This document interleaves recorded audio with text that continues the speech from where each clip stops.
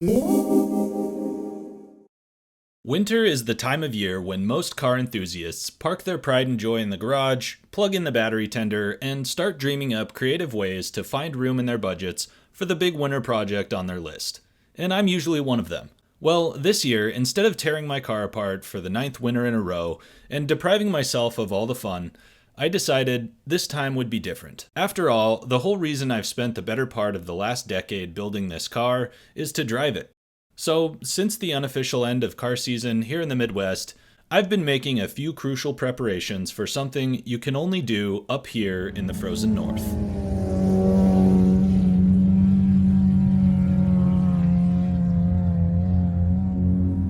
If you've been following the channel since I started last year, you know my main squeeze is my 1992 all-wheel drive Honda Civic hatch. Unfortunately for us northerners, car season is super short in Minnesota, the winters are long and cold as hell, and every year enough salt is dumped on the roads to fill US Bank Stadium.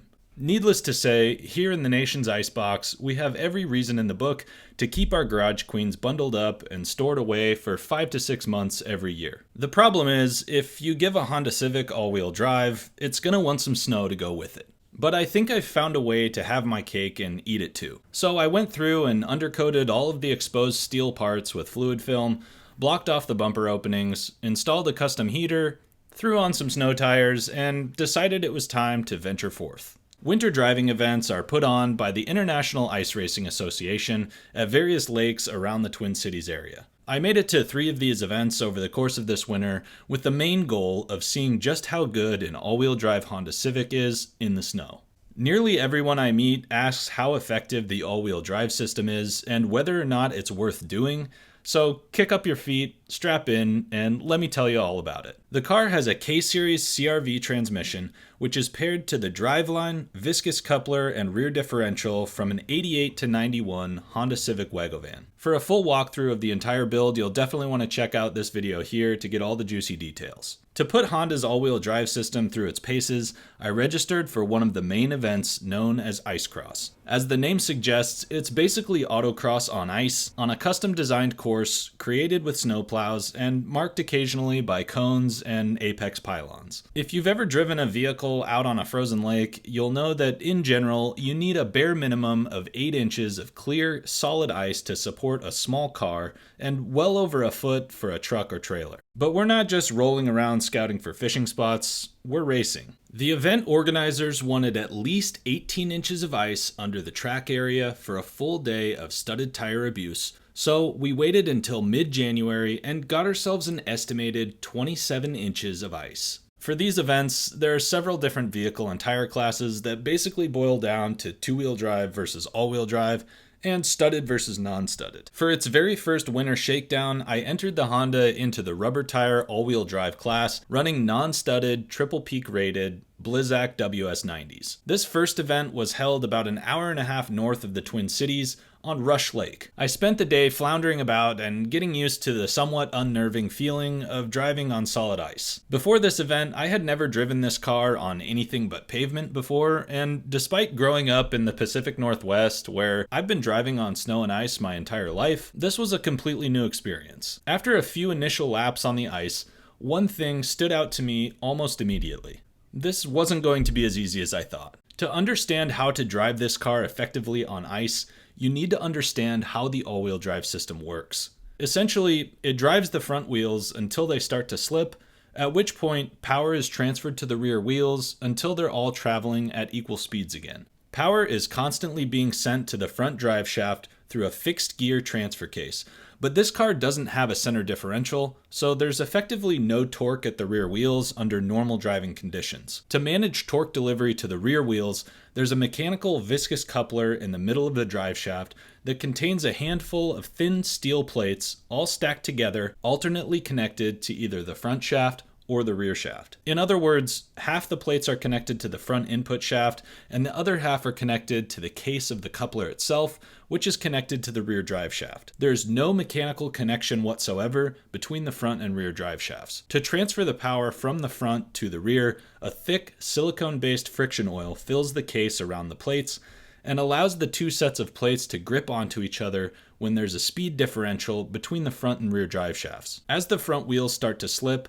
the set of plates connected to the front shaft starts spinning faster than the plates connected to the rear, quickly heating up the fluid, which thickens up to the point where it becomes nearly solid, locking all the plates together. The thicker the fluid, the more it resists the shearing force between the plates, effectively preloading the system, which increases the available torque split to the rear wheels as the plates start slipping. I've had my viscous coupler rebuilt, so at full lockup with thicker 60K fluid, my educated guess is that the maximum torque split likely approaches somewhere around 60-40 front to rear, something that isn't possible with the thinner 30K factory fluid.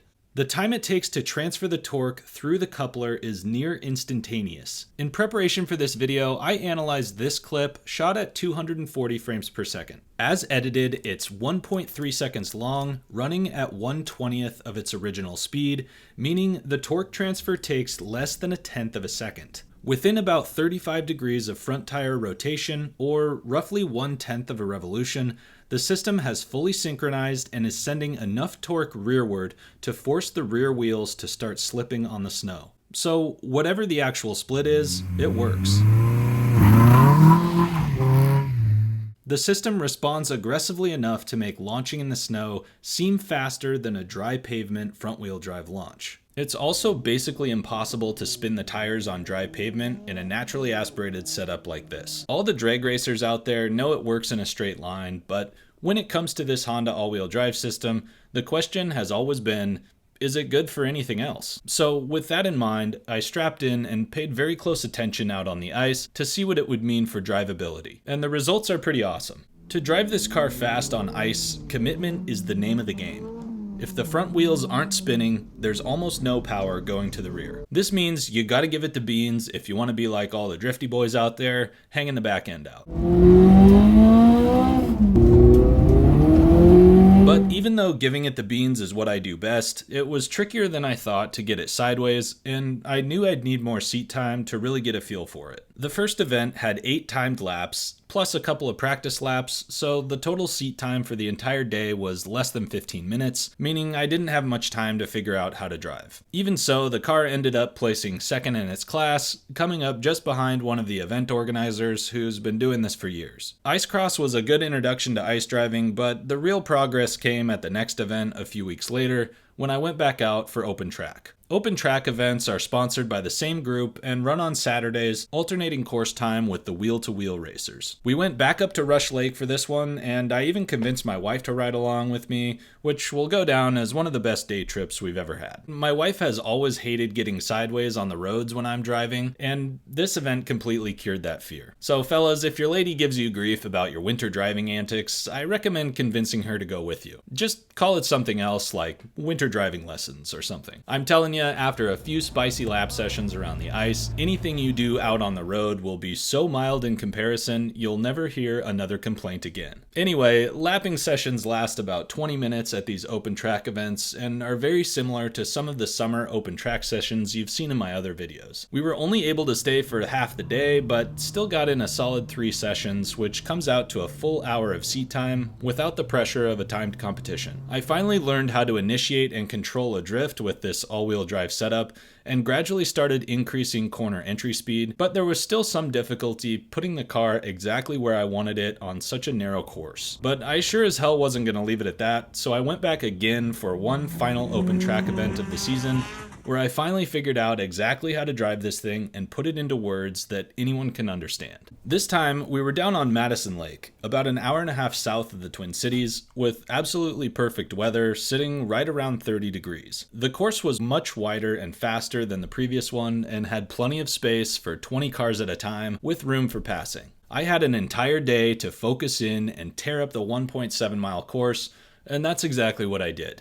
The key lesson I had learned so far was that initiating the drift is really the hardest part in this car, which probably applies to most front-biased all-wheel drive systems. A front-heavy vehicle like a Civic with nearly 70% of its weight over the nose is an inherently stable design, so getting the light rear end to swing around takes a good hard brake tap and a flick of the wheel. But you can't stop there, because on an icy surface, it just wants to correct itself straight like the front-wheel drive car that it used to be. As soon as you tap the brakes and flick the wheel over, you have to get right on the gas to make the front wheels slip, so the rear wheels can kick in and rotate the car around. Once you've got power going to the rear wheels, you're over the hump, and from there it's pretty easy to sustain the drift as long as you want. Changing the angle of attack mid-drift is simple enough with steering and throttle, and I found it quite difficult to over-rotate, which I attribute to the LSD up front and the lack of one in the rear. There were times when I thought for sure I'd whipped it too hard and was going all the way around, but somehow was able to hold it,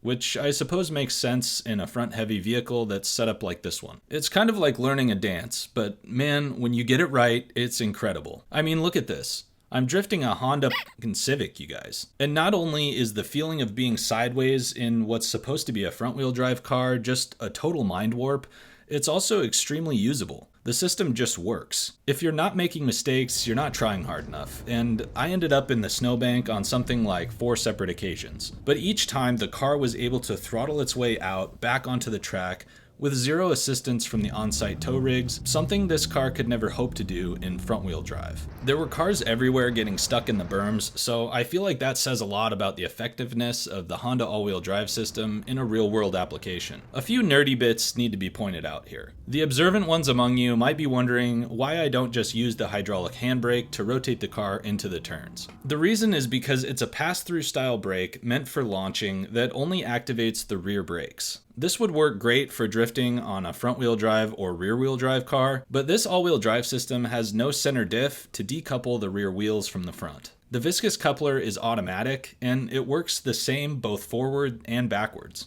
If the rear wheels suddenly lock up, the fronts will as well, since they're all connected as soon as there's a speed differential. So what's actually happening when you pull the staging brake while in motion is that the tiny rear brakes are attempting to stop the rotating mass of the entire drivetrain through the viscous coupler. The rears just don't have that kind of stopping power, and even if they did, stopping all 4 wheels at once doesn't really help rotate the car. So in order to keep the viscous coupler alive and happy for the long run, I can't really use the brake for drifting. The other interesting thing to note is the level of grip the system is capable of. Acceleration out of corners was a step ahead of most of the rubber tire cars out there, thanks in part to the front LSD and the brand new tires. The rear diff is open, so that's certainly hindering power oversteer. It would be much easier to initiate drifts with the rear LSD, and that was apparent out on the track. As the weight shifts to the outside of the car mid-turn and the power starts going to the rear, the inside rear will have the least amount of resistance, which is where all the power will go if you're not already well into your slide and throttle application. This results in significant understeer like any front-wheel drive car,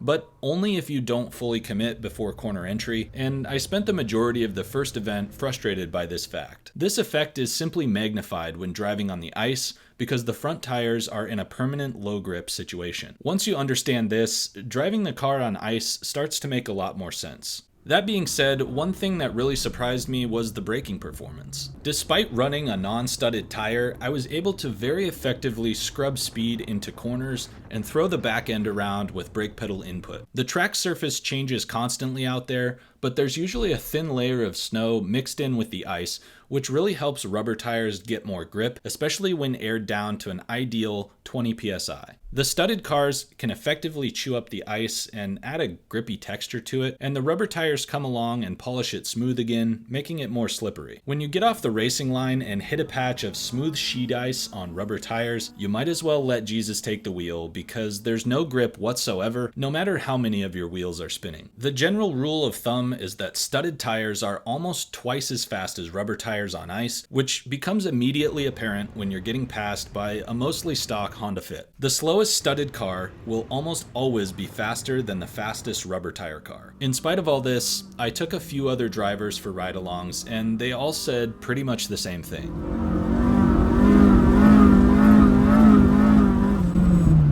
That was like 75 miles an hour. I know.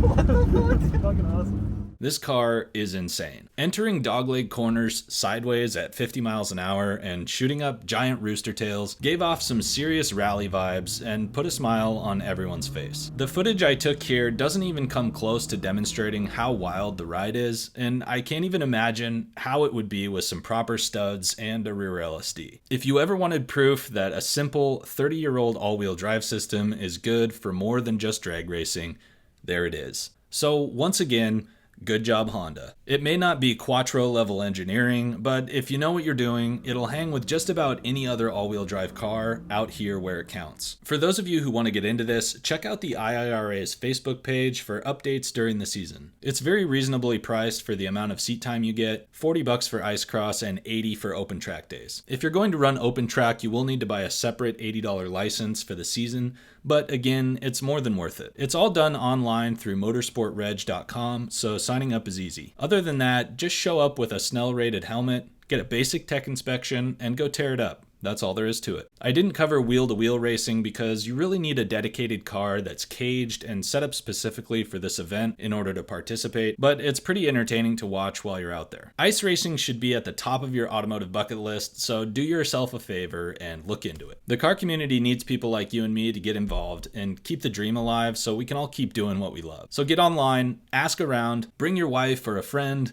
and get out to some local car events this season. A little extra tip for those of you still watching: if you're worried about salt rusting out your pride and joy, look into a product called Salt's Gone and another called Fluid Film as cheap insurance against the elements. Thanks for watching, catch you on the next one, and maybe I'll see you out there. Take it easy.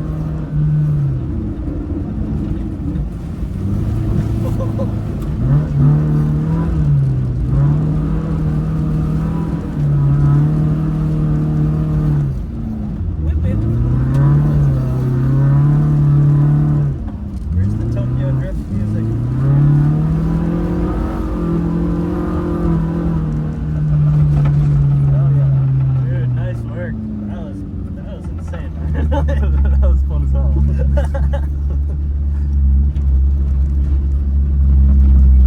It literally feels like a rally car. Like the way you just rocket out of the turns. Yeah.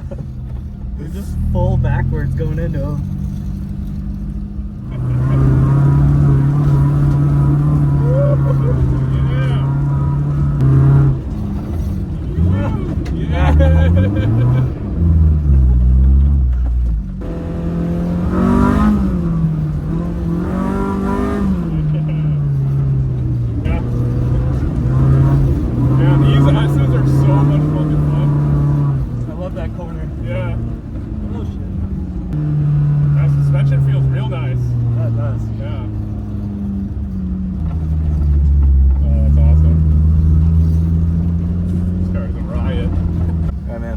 Thanks for the ride along. That was awesome.